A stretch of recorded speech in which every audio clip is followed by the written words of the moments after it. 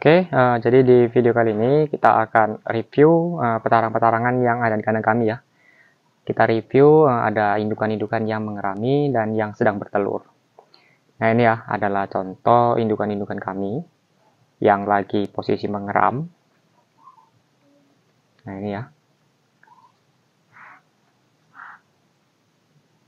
Sebenarnya untuk bagian penetasan, kalian itu lebih bagus menggunakan sistem pengeraman juga bagus, sistem penetasan pada mesin juga bagus.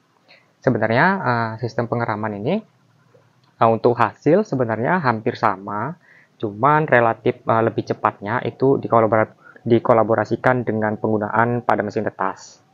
Itu akan lebih cepat dengan hasil yang lebih perputaran yang lebih cepat lagi itu siklusnya.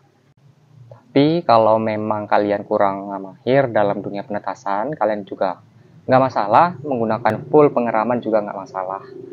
Jadi kadang kami juga kemarin itu ya full pengeraman juga pernah, pada mesin juga pernah.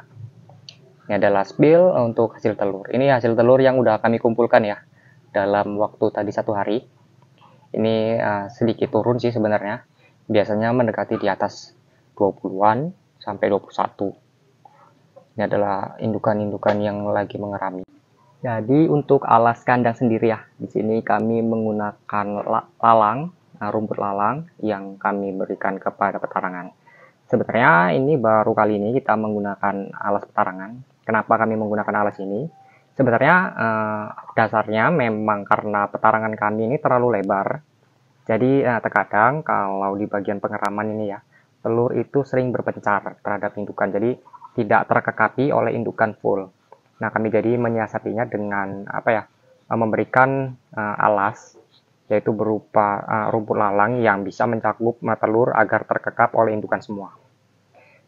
Jadi sebenarnya untuk petarangan ya, kalian itu penting untuk memberikan penyesuaian ukuran terhadap indukan yang ada di kandang kalian.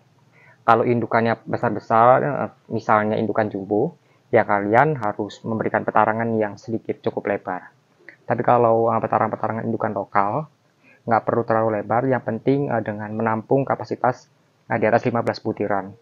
Dia tidak perlu terlalu lebar, karena semakin sempit juga semakin bagus, karena telur tersebut itu dikekapi oleh indukan.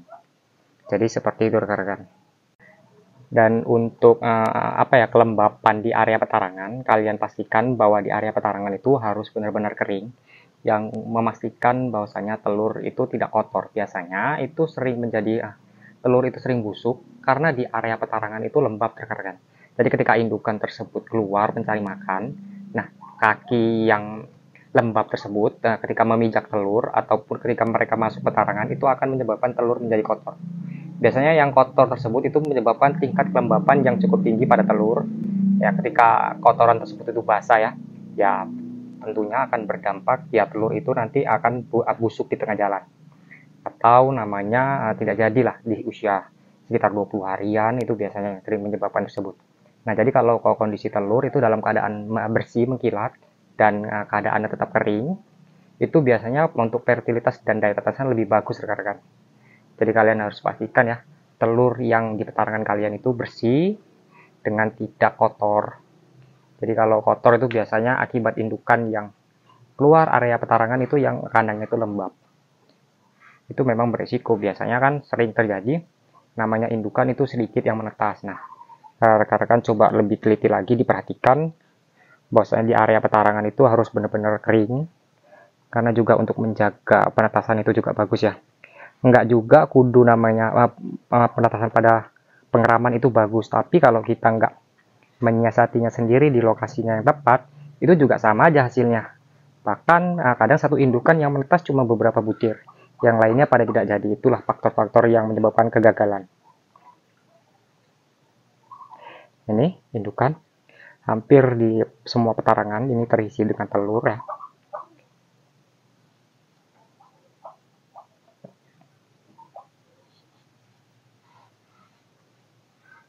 Ini kenapa di setiap petarangan ini isinya satu butir.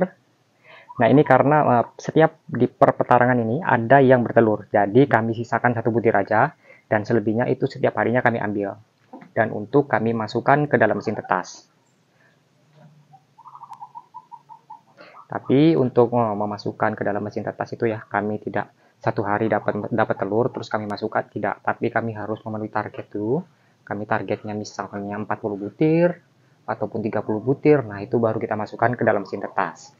Jadi nggak setiap hari kita masukkan ke dalam mesin tetes. Dan untuk ransum pakan juga ya, rekan-rekan juga bisa lihat, kami selalu bilang bahwasanya kami menggunakan pakan 24 jam full.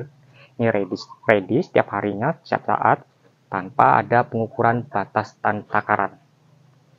Jadi kami ready, setiap ransum pakan itu full. Jadi indukan-indukan kita ini di luar ini bukan berarti dia belum dikasih makan, tapi karena mereka tuh ya kekenyangan. Ini ya yang menyebabkan hasil telur itu tidak putus ya rekan-rekan.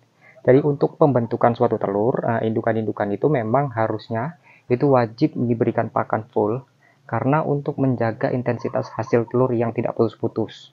Jadi telur itu terus regenerasi lah. Dengan indukan yang ini 15 ekor indukan bertelur, terus nanti minggu depannya gantian lagi yang lain bertelur, dan yang kemarin bertelur ini udah mulai bertelur lagi. Jadi seperti itu rekan-rekan. Jadi siklus itu tidak putus. Dan ya, dampaknya juga hasil telur yang lebih banyak. Dan ini ya rekan-rekan juga bisa lihat sendiri untuk hasil telurnya di nomor 1, nomor 2, terus nomor 3, nomor 4, nomor 5, nomor 6, nomor 7, ini nomor 9, nomor 10 ini terisi oleh indukan-indukan yang mengerami semua. Belum lagi di petaran-petarangan tadi yang sudah kita spill videonya ya. Ini adalah contoh bahwasanya penggunaan ransum pakan yang tepat, penggunaan ransum pakan yang bagus itu akan berdampak bagus bagi hasil produksi. Jadi nggak usah namanya kita ingin mendapatkan hasil yang keuntungan yang besar dengan mengirit-ngirit pakan, dengan menggunakan ransum pakan yang kurang tepat, yang alhasil dampaknya itu berakibat fatal bagi ternak-ternak kita. Indukan kita tua dengan tidak menghasilkan. Ini sama aja rekan-rekan. Jadi sebenarnya sama ya, mau dalam dunia penetasan, mau dalam dunia pembesaran, semua sebenarnya sama. Dengan memberikan perawatan yang baik, tentu hasilnya pasti akan baik. Oke, mungkin begitu saja nih rekan-rekan ya, video singkat yang dapat saya berikan. Lebih kurangnya saya mohon maaf jika ada salah kata yang kurang berkenan. Assalamualaikum warahmatullahi wabarakatuh.